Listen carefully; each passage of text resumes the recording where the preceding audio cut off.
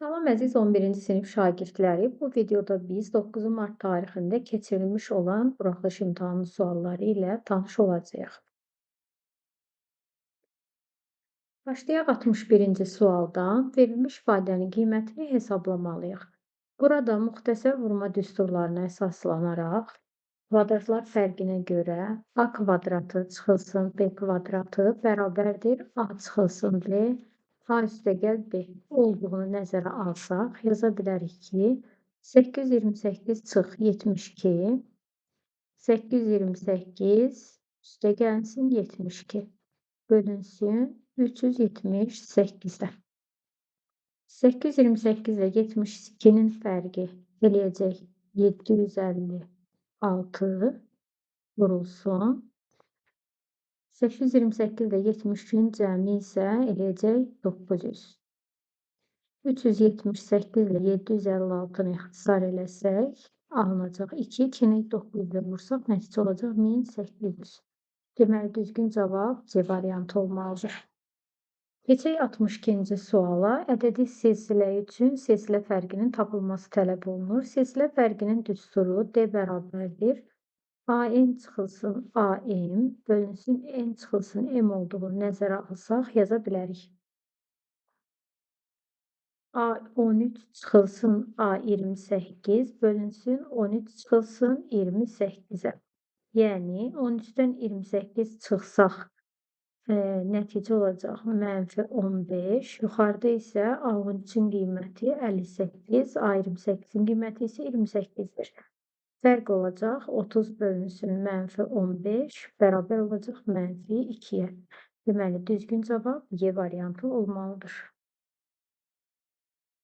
Növbəti suala baxaq. Deməli, verilmiş ifadənin hasil şəklində göstərilməsi tələb olunur. Trigonometrik funksiyaların hasil düsturuna əsasən kosinus alfa üstəgəlsin kosinus beta bərabərdir. 2 vurulsun kosinus alfa üstəgəlsin beta bölünsün 2 vurulsun kosinus alfa çıxılsın beta bölünsün 2-yə.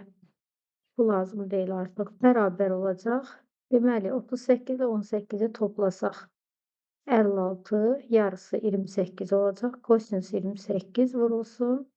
38-dən 18 çıxsaq 20, yarısı isə 10 olacaq. Deməli, düzgün cavab D variantıdır. 64-cü suala baxaq. Burada hərəkət oxşarlıq mövzusuna aiddir. Deməli, M-in paraleldir AC-yə. Burada oxşarlıq quracağıq. Verilib ki, AC-nin qiyməti 20-dir. B-nin qiyməti 7-dir. B-in daha doğrusu 8-dir. N-si isə 17-dir. M-in tapmaq tələb olunur. M-in düz xətt AC-yə paralel olduğundan burada M bucağı ilə A bucağı uyğundur. M bucağı ilə isə C bucağı uyğundur. B bucağı isə hər ikisində ortaqdır. Buna görə 3 bucaq M, B, N oxşardır. 3 bucaq A, B, C-yə. Oxşar olduğu üçün MB-nin nisbəti AB-yə, B-nin nisbəti BC-yə, MN-in nisbəti isə AC-yə bərabər olmalıdır. Yəni, MN bölünsün AC bərabərdir. BN bölünsün BC-yə. Yəni, buradan da yaza bilərəm ki, MN bölünsün AC-nin yerinə 20 verilir. B-nin yerinə 8. BC dedikdə isə biz B-nin ilə NC-ni toplamalıyıq. Yəni, 25 götürməliyik. Bunu da hesablasaq, alarıq ki, M-in bərabərdir. 8 vurulsun 20 bölünsün 25-ə. 32-ni də bölsəm 5-ə, nəticə olacaq 6,4. Düzgün cavab A variantı. Növbəti sual, 65-ci sual. Prizmanın həcmi verilib, hündürlüyü verilib, prizmanın oturacağı sahəsini tapmaq tələb olunur. Prizmanın həcmi V bərabərdir S oturacaq vurulsun H düsturu ilə hesablanır. S oturacaq bərabər olacaq V-ni, yəni 120-ni böləcəm 8-ə, bu da eləyəcək 25. Yox, 15. Deməli, düzgün cavab A variantı. Sonra eni 40, uzunluğu K olan düzbucaqlı verilib. Yəni onu təsvir edək. Düzbucaqlının eni 40-dır, uzunluğu isə K-dır. Bizdən bu düzbucaqlının perimetrini tapmaq tələb olunur. Perimetr bütün kənarların cəmi deməkdir. Yəni 2 dənə eni, 2 dənə uzunluğu olduğu üçün biz perimetri P bərabərdir 2 vurulsun. En üstəgəl uzunluq, yəni 40 üstəgəl K kimi yaza bilərik. Burada da düzgün cavab C variantı olacaq.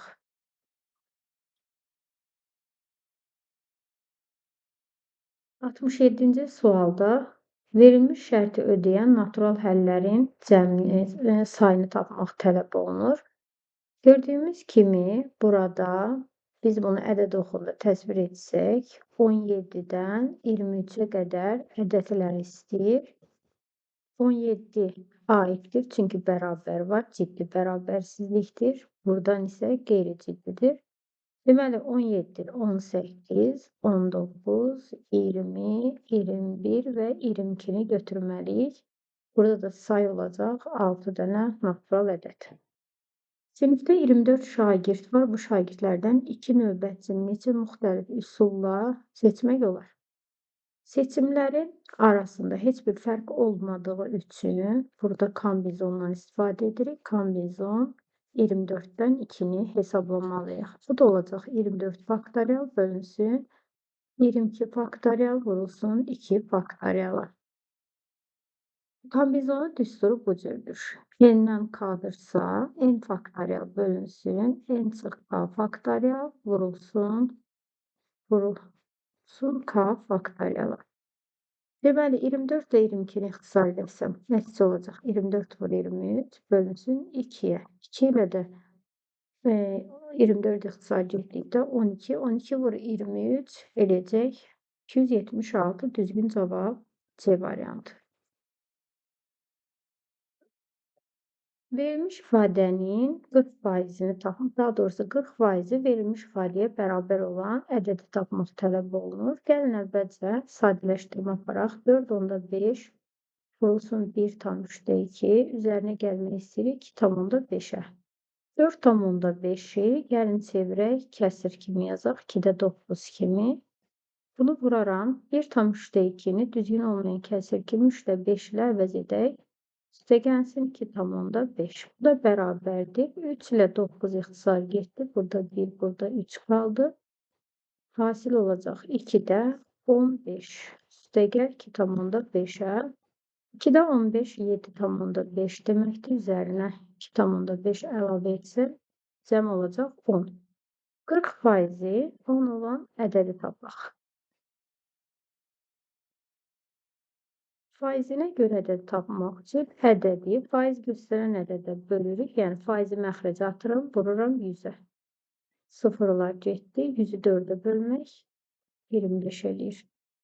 Deməli cavab Y variantıdır. 70-ci sualda alfanı tapmaq tələb olunur. Eyni qövsə söykəndik. Qövsə söykənən bucaqlar bərabər olduğuna görə alfa da 40 dərəcə olacaq. Ümumiyyətlə belə bir qaydamız var ki, çevrədə əgər daxili bucaqlar eyni qövsə söykənibsə, məsəl üçün, hər ikisi bir dənə M qövsünə söykənib, biri alfa, biri də betadırsa, onda alfa betaya bərabərdir.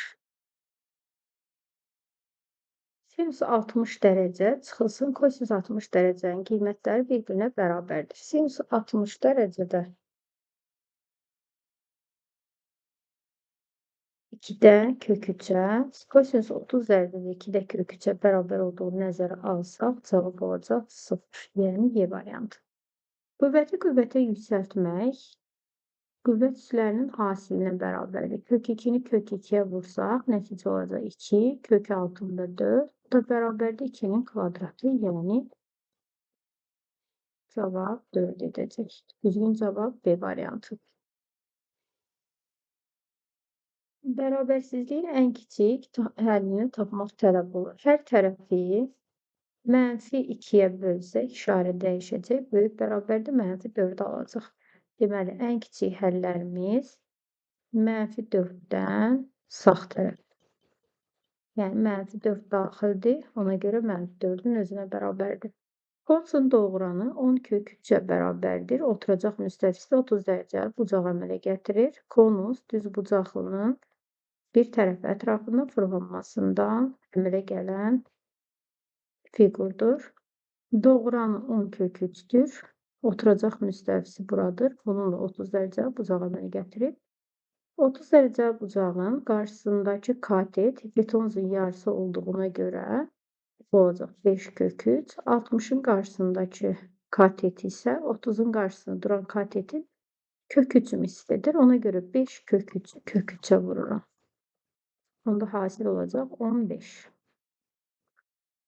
Ümumiyyətlə bu qaydaya əsaslanırıq. Əgər 30 dərəcə bucağın qarşısındakı katet A-dırsa, hipotenuz 2A-dır. 60'ın qarşısında duran katet isə 30'un qarşısında duran katetin kök 3 mislidir. Düzgün cavab 15 olacaq. Deməli, konusun radiusu 15 santimetrdir. Bərabərsizliyin ən kiçik tam həllini tapmaq tələb olunur. Gəlin əvvəlcə 2 üstü x-ı 2 üstü x üstəgəl 3-ü əsasları eyni olan qüvvətlərin hasili kimi yazaq. Yəni bu cür ayıraq. Çıxılsın 6 vurulsun 2 üstü x kiçikdir. 3 üstü x üstəgəl 1 isə 3 üstü x vurulsun 3 üstü 1 kimi yazıram. Çıxıram 3 üstü x-i. Əsaslar, baxın, ortaqları kənara çıxardıram. Nə alınacaq? 2 üstü x-i kənara çıxartdım. 2'nin kubu 8. Aldım 8 çıxılsın 6 kiçikdir. 3 üstü x'i kənara çıxartdım. 3 çıxılsın 1. Bu eləyəcək 2. Bu da eləyəcək 2. Yəni aldım 2 vurulsun 2 üstü x kiçikdir. 2 vurulsun 3 üstü x'i. Bunlar da getdi. Hər tərəfi 3 üstü x'a bölərəm. Alındı 1. Biz bu 1'i necə yaza bilərik? 3'də 2 üstü x kiçikdir. 3'də 2 üstü 0 kimi yaza bilərik. Azalan funksiyadır, üslü funksiya. Ona görə də x böyükdür 0 olacaq. Və burada ən kiçik tam həllimiz 1'ə bərabərdir.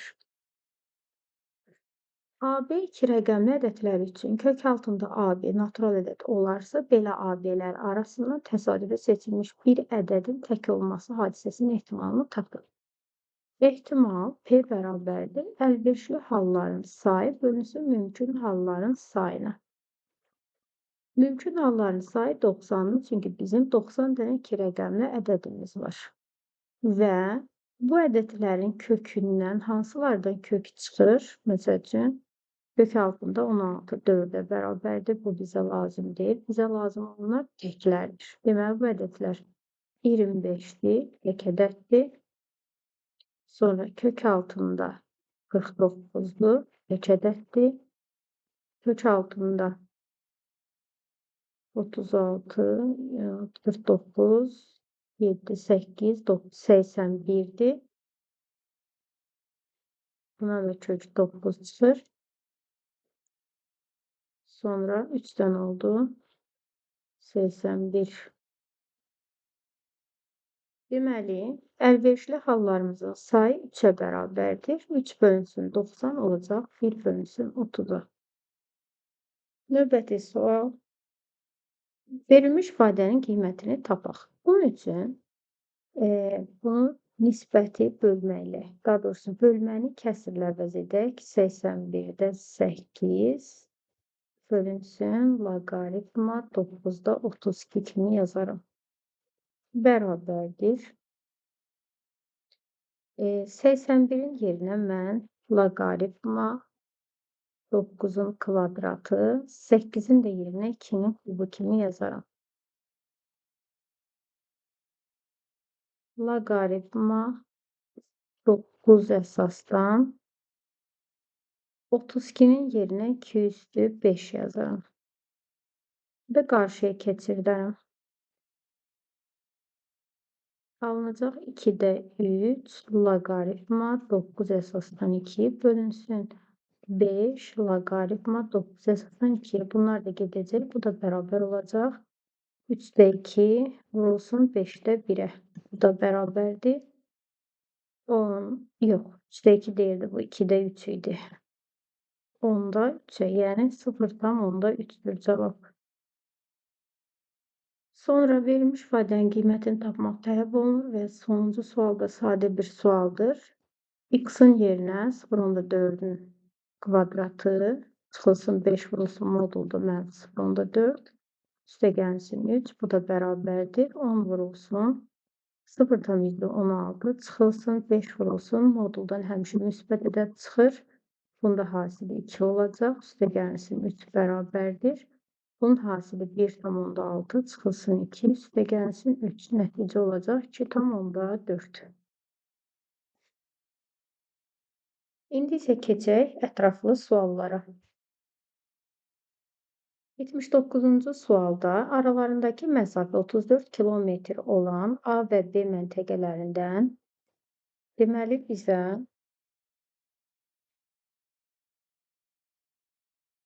A və B məntəqələri verilib. Bunlar arasındakı məsafə 34 kilometrdir. Buradan bir dənə velosipedçi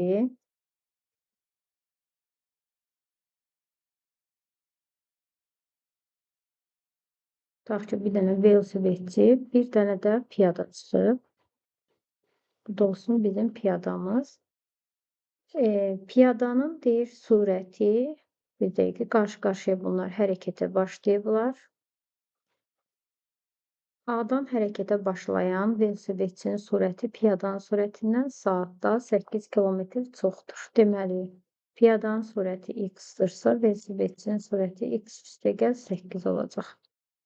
Sonra velosipedçi 24 kilometr məsafədə C məntəqəsinə çatır. Tutaq ki, gəldi, çatdı bir dənə C məntəqəsinə. Ümumi nə qədər yol getdi? 24 kilometr yol getdi. Ümumi məsafəmiz 34 olduğunu nəzərə alsaq, deməli velosipedçi də, daha doğrusu piyada da həmin vaxtı 10 kilometr yol gedəcək. Deməli bunlar hər ikisi C məntəqəsinə hərəkət edirlər. Velosipedçi piyadadan yarım saat tez çatır. C məntəqəsinə piyadadan yarım saat tez çatır. Piyadanın sürətini tapmaq tələb olunur. Deməli, piyadanın sərf elədiyi zaman daha çox olduğuna görə, piyadanın sərf elədiyi zamandan T piyada çıxılsın, T velosipedçi bərabər olacaq yarım saat, yəni 2'də 1. Piyadanın T-ni ümumiyyətlə tapmaq üçün gedilən yolu sürətə bölmək lazımdır. S bölünsün V-yə. Bizim V-miz piyadanın getdiyi zaman tapmaq üçün onun getdiyi məsafəni, yəni onu böləcəm sərf elədiyi sürətə. Bundan çıxacam. Velosipedçinin 24 kilometr getdiyi məsafəyə sərf elədiyi sürətə böləcəm. Bərabər olacaq 2'də 1'ə. Və tənliyim hazırdır. Bu tənliyi həll edəcəyik. Deməli, ortaq məxrəc x vurulsun x üstəgəlsin 8. 10 vurulsun çarpması x üstəgəlsin 8 çıxılsın 24 vurulsun x-ə. Bu da bərabər olacaq 2'də 1'ə. Buradan da sadələşdirmə apararam. X-in kvadrat üstəgəlsin 8x surətdə alınacaq 10x üstəgəlsin 80 çıxılsın 24 x-ə bərabər olacaq 2'də 1'ə. Çarpaz vuraram. Ondan bunu çıxanda mənfi 14. Bir dəqiqə vurmadım amma 2'yə. Olsun 2.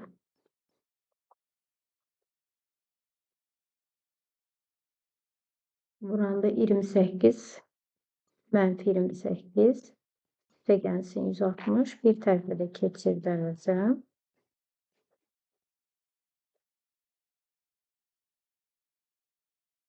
Kökləri şifahidə tapa bilirik. 40 və 4'ün hasili 160'dır. Hasilin mənfi alınması, cəmin də mənfi alınması üçün mənfi 40 və 4 olmalıdır. Deməli, bizim x-imiz piyadanın sürəti idi. Piyadanın sürəti 4 km/saat olacaq. Cavab 4'ə bərabərdir.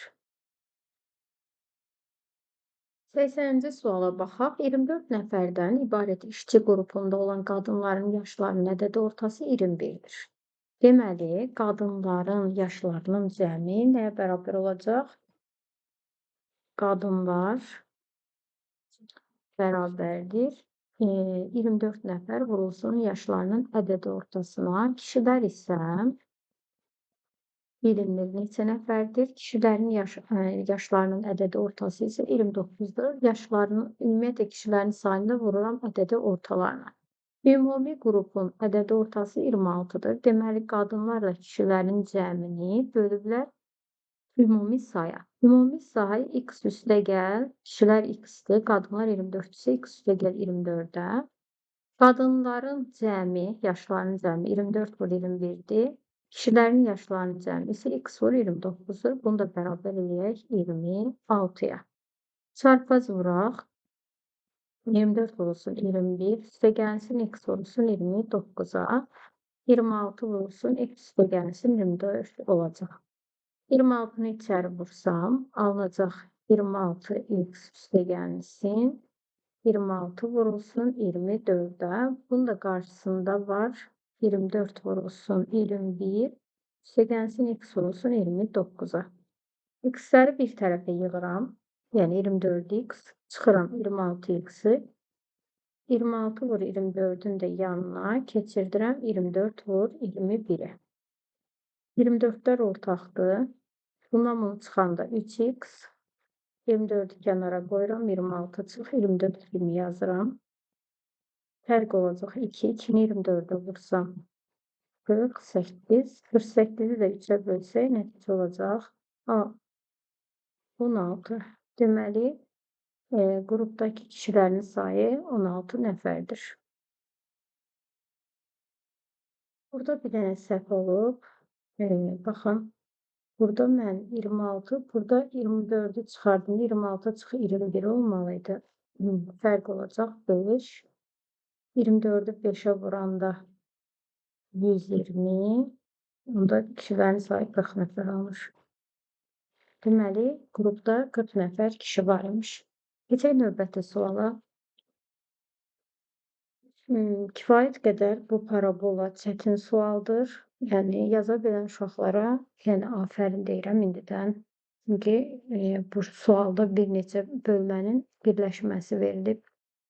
Deməli, funksiyanın qrafiki verilib. Burada nə deyir? AC perpendikulyardır BC-yə. Burada bu perpendikulyardır. Bu parabolanı baxın, bunu biz birləşdirsək, burada əslində bir dənə çevrə yarada bilərik. Əslində heç çevrəyə burada gərək yoxdur. Dəqiqə. Ehtiyac yoxdur əslində. Burada buranın qiymətini x ilə işarə edirəm. Nə deyir bizə? Funksiyanın qrafiki verilmişdi. AC perpendikulyardır BC-yə. CO 5-dir. Deməli, bura 5-ə bərabərdir. C-nin koordinatı məlumdur. Bunun uzunluğu 5-dir. VO isə bərabərdir 25 vurulsun AO-ya. AO-nu mən x ilə işarə eləsəm, yəni bura x olsa, bura VO 25 x-ə bərabərdir. Düz bucaq təpəsindən çəkilən düz bucaqlı üç bucaqda belə bir qaydamız var ki, düz bucaq təpəsindən çəkilən hündürlük proyeksiyaların hasilinə bərabərdir. Yəni, h bərabərdir kökün altında n vurulsun n-ə. Həmin xassədən istifadə edərək mən yazacağım ki, 5 bərabərdir kökün altında x vurulsun 25 x-ə. Hansı ki, baxın, bu hündürlükdür. Niyə? Çünki burada düzbucaqlı koordinat sistemidir. Buradan da alacağım ki, 5x bərabərdir 5-ə, x olacaq 1. Deməli, bu x-in qiyməti 1 imiş. Yəni, burada olacaq -1. Təbii ki, burada da 25 vur 1, 25-ə bərabər olacaq. Daha sonra bura oldu 25. Bura oldu bu. İndi mən isə parabolamı qura bilərəm artıq və bunun C-si isə 5-ə bərabərdir. Parabolanın belə bir düsturu var ki, A vurulsun kökləri x çıx x1, x çıx x2-yə. Burada əslində bunu tamamlamağa heç bir ehtiyac yoxdur. Bunu silək, çaşqınlıq yaranmasın. Bunu buraya yaratmağın mənası da yoxdur. Əslində istifadə olunmur. çevir ədəsində onu tamamlasaq, parabolanın digər yarısı çevir olacaq. Çünki burada yarım çevrəyə söykənən bucaq düz bucaq olmalıdır. Sonra A-nın qiyməti A vurulsun x çıx. X1-in yerinə mən neçə yazacağım? Bir kökümüz -1-dir, üstəgəl 1. Digər kökümüz isə x2-dir, yəni 25-dir. Bunun da qiyməti bərabərdir y-ə. İndi S-nin qiyməti nəyə bərabərdir? S-nin qiyməti 0, 5'ə bərabər olduğuna gətirib bu koordinatları yerinə qoyuram. Yəni 5 bərabərdir. A vurulsun 0 üstəgəl 1, 0 çıx 25'ə. Yəni 5 bərabər olacaq -25-də A-ya. A da olacaq -5-də 1'ə. Parabolanın qolları ona görə aşağıdır ki, A-mız mənfi ədəd imiş. Deməli, mən artıq parabolamı tamamilə yaza bilərəm. Yəni, A-nın yerinə -5-də 1 yazsam, x üstəgəl 1, x çıx 25'dir. İndi gəlin bu düsturu açaq. Y bərabərdir, -5-də 1 qalsın. Mötərizələri açsam alacağım. X kvadratı çıxılsın 24, x çıxılsın 25'ə. Görək, düzmü yazdıq? Bir dəqiqə, x-i x-a vurdum, x-i buna vurdum. Bu -25. Şimdi gəlin -5'də 1 içəri vursaq, alınacaq -5'də 1 x kvadratı üstə gəlsin. Üstə gəlsin 24 bölünsün 5 x üstə gəlsin 5. Buradan da m istəyir bizdən, çünki təpə nöqtəsinin apsisini istəyir. Təpə isə bizə m-ni ifadə edir. Deməli, m-i tapmaq üçün -b-ni bölməliyəm 2a-ya. Bizim b-miz -5'də 24'dür. A-mız isə -5'də 1'dir. 5'lər getsə, bu da eləyəcək. -24 böl -2 bərabərdir 12'yə. B-ni eyni zamanda tam kvadrata ayırmaqla da yaza bilərik. Bəzi uşaqları tam kvadrata ayırmada çətinlik olduğu üçün biz elə düstura daha çox üstünlük veririk. Deməli, apsisi 12'yə bərabərdir. Düzgün cavab 12'dir. Deməli, alfa və beta uyğun tərəfləri paralel müxtəlif adlı bucaqlardır. Ümumiyyətlə, uyğun tərəfləri, paralel olan bucaqlar ya bir-birinə bərabərdirlər, ya da cəmləri 180 dərəcədir. Qaydaya görə, əgər müxtəlif adlıdırlarsa, deməli, cəmləri 180 dərəcədir. Yəni, buradan da biz alfa və betanın cəmini 180 dərəcə olduğu qənaətinə gəlmiş oluruq. Alfaya x, betaya isə 180 çıx x yaza bilərik. Daha sonra isə qamma və f-nin uyğun tərəfləri paralel olan eyni adlı bucaqlar olduğu yazılır. Deməli, eyni adlı bucaqlardırsa bir-birinə bərabərdir. Yəni, qammanı yaxşı yazmadım. Neysə, qamma bərabərdir f-yə. Bunu da bir y ilə işarə edə bilərik. Deməli, qamma olsun y, f-imiz də olsun bir dənə y. İndi isə digər şərtə baxırıq. Qammanın dərəcə ölçüsü alfanın dərəcə ölçüsündən 20 dərəcə azdır. Yəni, qamma bərabərdir alfanın dərəcə ölçüsündən 20% az, yəni 80%-dir. 0.8-ə. Qammanın yerinə mən y yazsam, alfanın da yerinə x vurub 0.8 yaza bilərəm. Şərti işarələmələrə görə. Bunu yazdıq, qoyduq kənara. Sonra isə deyir ki, bizə f-nin dərəcə ölçüsü betanın dərəcə ölçüsündən 20% çoxdur. Yəni, f-imiz qammaya və f-nin dərəcə ölçüsü isə betanın dərəcə ölçüsündən 20% çoxdursa, yəni 120%-nə bərabərdir. F-nin yerinə mən y yaza bilərəm, çünki işarələnmişdim. Betanın da yerinə isə 180 çıx x yazıram, vururam bunu nəyə? 1.2-yə. Və buradan da digər tənliyimizi aldıq. Tənliklər sistemi kimi də eləyə bilərik. Deməli, y-lər bir-birinə bərabərdir. Yazıram, x vurulsun 0.8 bərabərdir. 180 vurulsun, çıxılsın x vurulsun 12'yə. X vurulsun 0.8 bərabərdir. 180'i 12'yə vuranda qoyaq kənara. 12x. 12x'i sol tərəfə keçirsək, bir dəqiqə, bu 1,2-dir. Hə, 1,2x'i 0,8-dən toplasam eləcək 2x bərabərdir 180 vurulsun 1,2-yə. İxtisar eləsəm, alınacaq x bərabərdir 108-ə. Deməli, x-imiz 108 dərəcə, betamızı tapıram. Daha doğrusu, bizdən alfa və betanın hər birinin dərəcə ölçüsünü istəyir. X-imiz elə alfa olduğuna görə, deməli, alfamız neçə dərəcədir? 108 dərəcə. Betamız isə 180 çıx x, yəni betanı tapmaq üçün 180-dən 108 çıxıram, bu da eləcə 72. Deməli, biri 108, digəri isə 72 dərəcə olmalıdır. İndi isə 83-cü sualın izahına baxaq.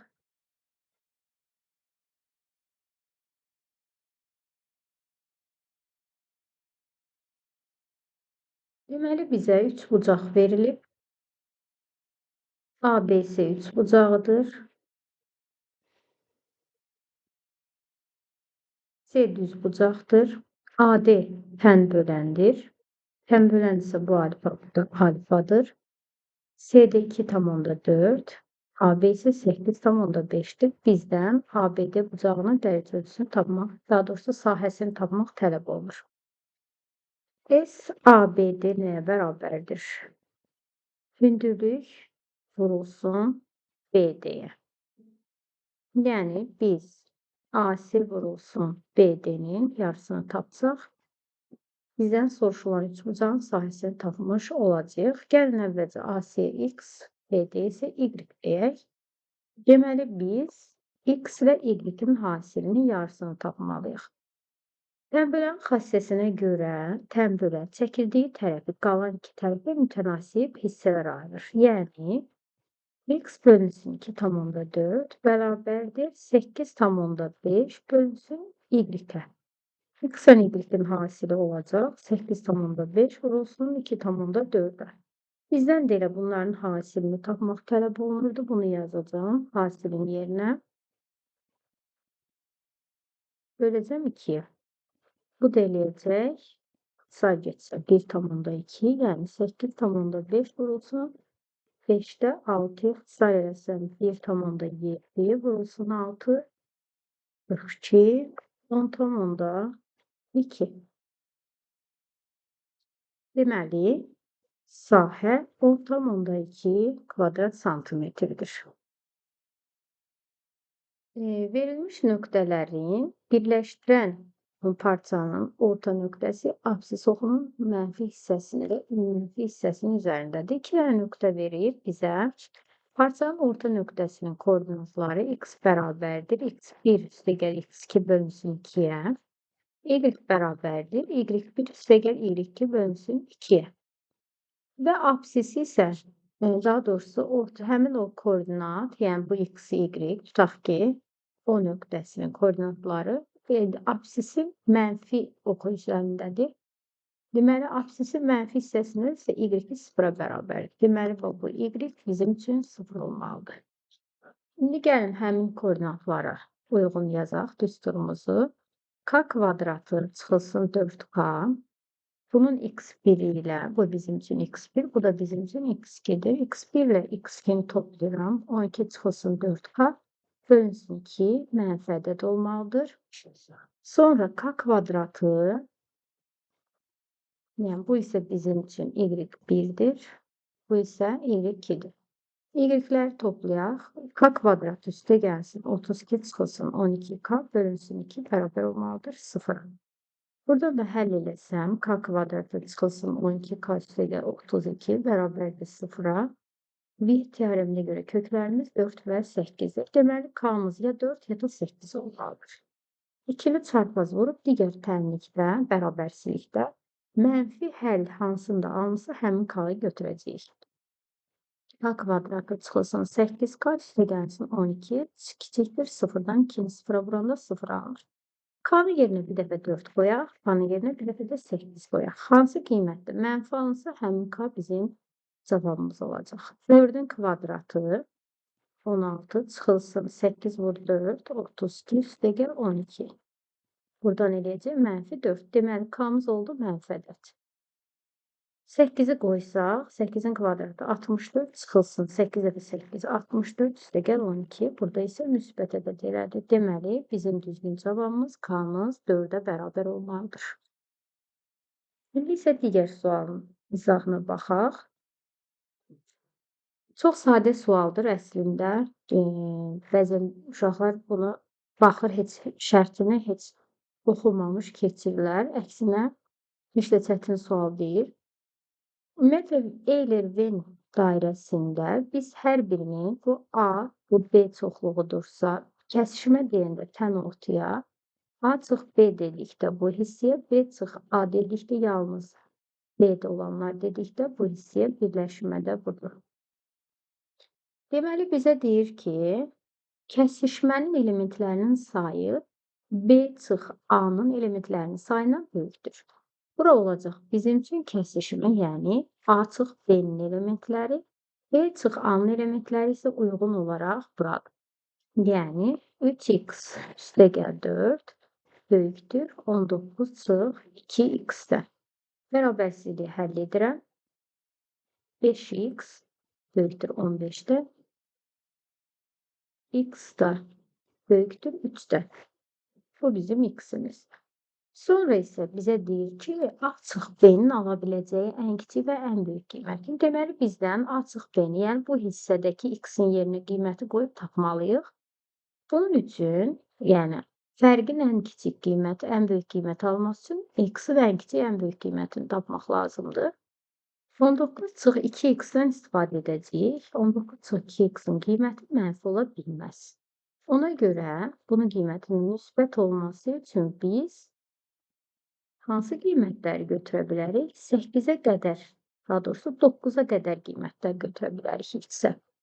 Deməli, x-in ən böyük qiyməti 9, ən kiçik qiyməti 4 olmalıdır. Biz bu 4 və 9-u A çıx B-nin qiymətlərini tapmaqda istifadə edəcəyik. Yəni, 2x üstə gəl 5-də yerinə qoyacaq.